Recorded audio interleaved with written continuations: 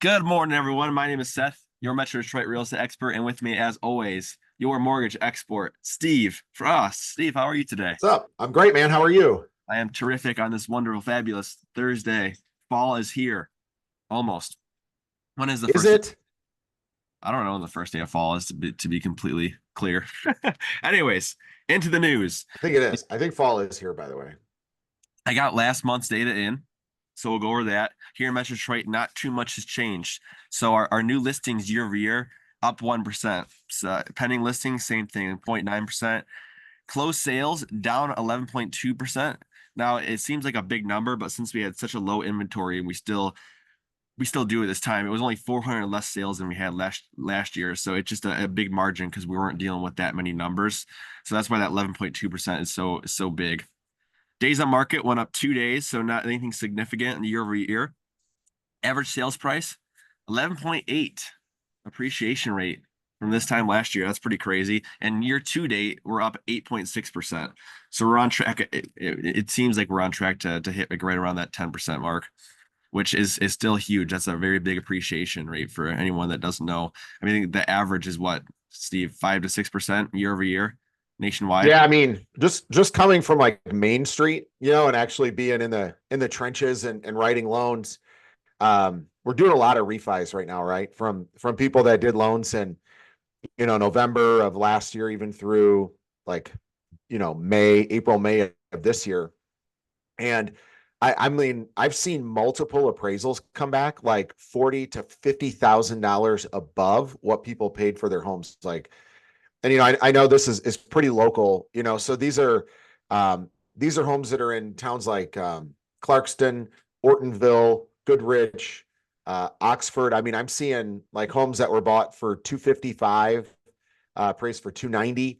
I've Wow. got one in process right now that was paid. They paid 260-ish, right around 260, and that one just came back last night at 301,500.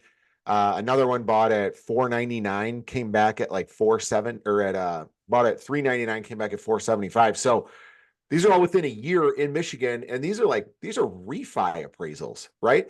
So the difference is, and maybe it's like a little bit of an education thing, right? But like when you buy a house, the you can't order an appraisal without sending the appraiser a copy of the purchase agreement. So when you buy a house, an appraiser knows how much the home is being sold for. And the goal of an appraisal is to determine the appropriate market value of the home based on the sales comparison approach. So they're saying like, okay, the market value for this house, let the market speak, is what somebody's willing to pay. So I'm willing to pay 255,000. So what that appraiser does is they go and they try to justify that value, right? And so a lot of times we'll see purchase transactions, these appraisals come in right at the purchase price. People are like, oh man, that must be some kind of conspiracy. Like, no, they do that. That's like a written thing. Like they know that, look, the value of something is the price somebody is willing to pay. Is it justified for a lender to agree to that price to secure a loan against that home? That's what the appraisal does, right? And so they use the sales comparison approach. When you're doing a refinance, you have an appraiser that stands there and he holds up his flag like, I am qualified to do conventional appraisals. And they say, okay, here's an appraisal at 123 Main Street. We need it back in 7 days.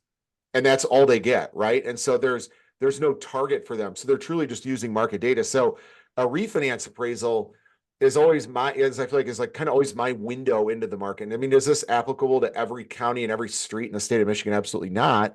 But I mean, I'm talking like rural areas, and like I'm in a lot of my businesses in like this northern Oakland County. And I mean, I do it all over the place, but just lately, this northern Oakland County, all the way to like southern Oakland County, are seeing these same massive gains in appraised value. It's just kind of interesting. I mean, it just gives people a lot of opportunity to drop your PMI, do some different things. But yeah, definitely seeing a lot of appreciation come faster than we thought for sure.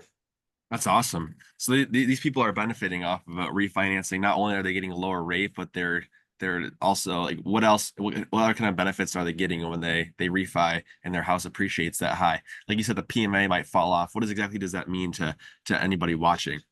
Yeah, and not to make this a refinance commercial because I'm not. I'm just trying to educate you because most people I watch either have a mortgage or maybe will be getting one, or you just think Seth is cute. But what happens is when you have mortgage insurance, your mortgage insurance is like car insurance, right? And so think about the distance you are from 80%, from putting 20% down. The further you go from that, the higher risk you become. It's like becoming a younger driver, the further you go, right? So if you put down 20%, no PMI, no insurance needed. You put down 5%, you're like an 18-year-old driving, right? And so you get a higher PMI. So you do a refinance, maybe the value goes up enough where now you have 15% equity in the home instead of 5% equity in the home. Well, even if you can't drop that PMI, the difference in that PMI might be $75 to $125 less a month. So maybe you have a $250,000 loan. You're going from 7% to 6%. So that's a savings of $2,500 in interest, which comes out to about $200 a month. That's great. How exciting. We might also drop another 50 to 60, 70, 80 in PMI, and people might say, like, oh, $300. I mean, have you seen inflation? We're like, look, you can't eat, drive, or wear interest. Really wealthy people manage their debt the same way they do their investments. You'd be happy to have an investment increase $200 or $300 a month with you doing nothing else. The same thing works for a refinance or lowering the cost of your debt.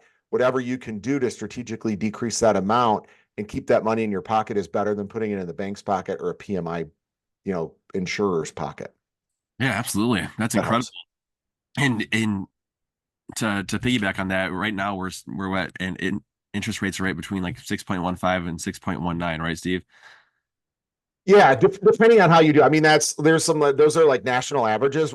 Realistically, like a lot of the stuff we're doing today is like right around 6 or below.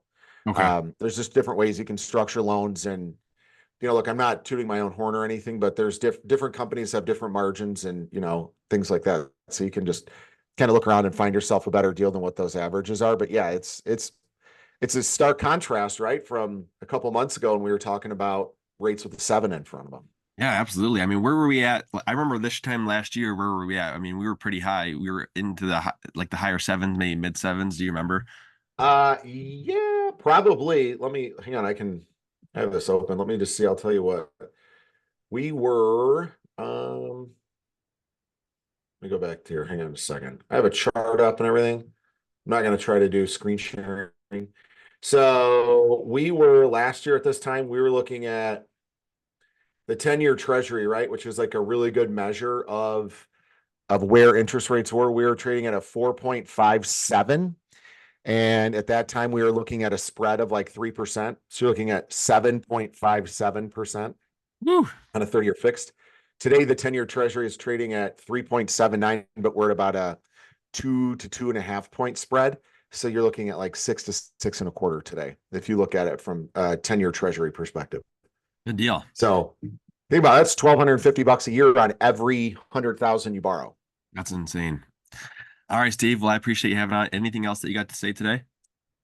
That's it, man. I will tell you, from the purchase perspective too, we are starting to see a little bit, like you mentioned, like homes on the market for another day or two. There's definitely a lot of homes out there that are going fast. But I'm getting a lot of homes, one, where people that are bidding above ask, we're having a lot better luck with the appraisals. The reason for that is this time of year is that we are through the summer season. So at the beginning of the summer, people are bidding over ask before it's like the big buying season. It's harder to get those appraisals to come back because the market has to set itself, because that's when we really see things start to shake and move. So this time of year is a really great time. We've been in the market for a while. Things are a little bit slower, but we're still seeing like really great returns on property values for appraisals. I've also got a lot of loans in process right now with seller concessions and contingencies. So this is the time of year, especially with rates coming into your favor, for maybe the buyer that isn't going to beat out the large down payment, 800 credit score guy. This is time for other people that can get into the game and still make some great moves on equity in the property. Yeah, good deal. Appreciate you saying that, Steve. Yep, you're welcome. All right, so we will see you next week. Thanks, guys. Appreciate it. All right, take care.